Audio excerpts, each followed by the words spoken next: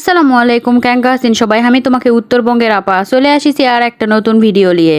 আশা করি ভিডিওটা শেষ পর্যন্ত দেখবেন, তোমাকে অনেক ভালো লাগবে। বার্গার পছন্দ করে না এমন লোক কিন্তু খুব কম পাওয়া যায়, কিন্তু আজকে তোমাকে সাথে আমি নিয়ে আসিছি নতুন একটা স্টাইলের খাবার, সেটা হলো পুরি বার্গার।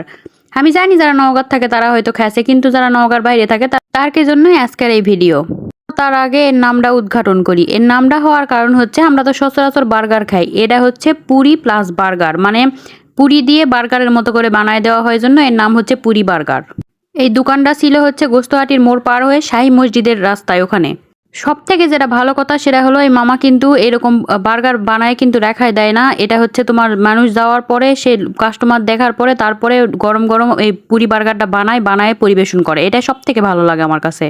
এখন দেখো এতক্ষণ ধরে তার বার্গার বানানোর প্রসেস। এই বার্গার বানানোর প্রসেসটা হচ্ছে প্রথমে সে আটাটা বেলে নিল, তারপরে কেবল তেলের মধ্যে ছাড়লো। এখন এটা ভালো মতো উলট পালট করে ভেজে নিবে, তারপরে সে তার তৈরি হবে বানানোর আসল প্রসেস।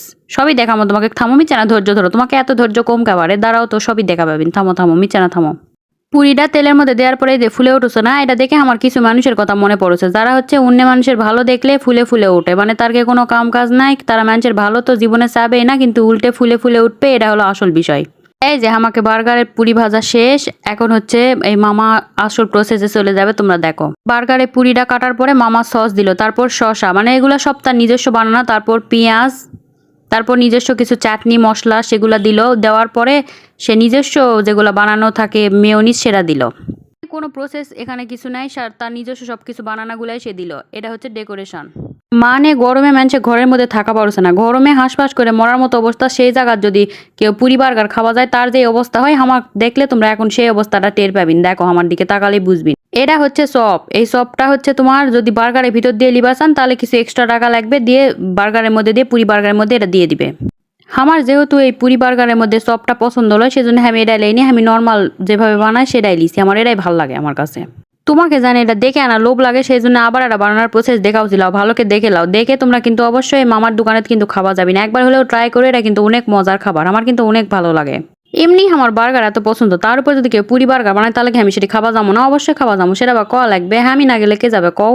ওহো, আসল কথাই তো তোমাকে কওয়া হয়নি। থামো, এর দাম কিন্তু বেশি লয়, তোমার একদমই কম রেট, সেটা হচ্ছে মাত্র 20 টাকা। এই নর্মাল যদি পুরি বার্গার নেন সেটার দাম 20 টাকা, আর যদি সপ দেওয়াটা নেন, মানে বার্গারের ভিতর সপ থাকবে, সেটা নিলে তোমার দাম পড়বে 30 টাকা।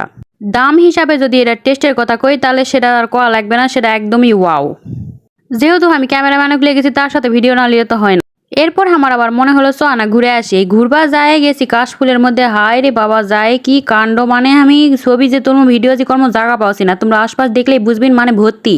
তার মধ্যে যুদ্ধ করে জায়গা ক্যারে লিয়ে, মানে বিপত্তির মতো অবস্থা। দেখো কয়েকটা ছবি ভিডিও আনা লিয়া পারিছি, এক নাই, আর কিছু নাই ভাই, আর কিছু নাই।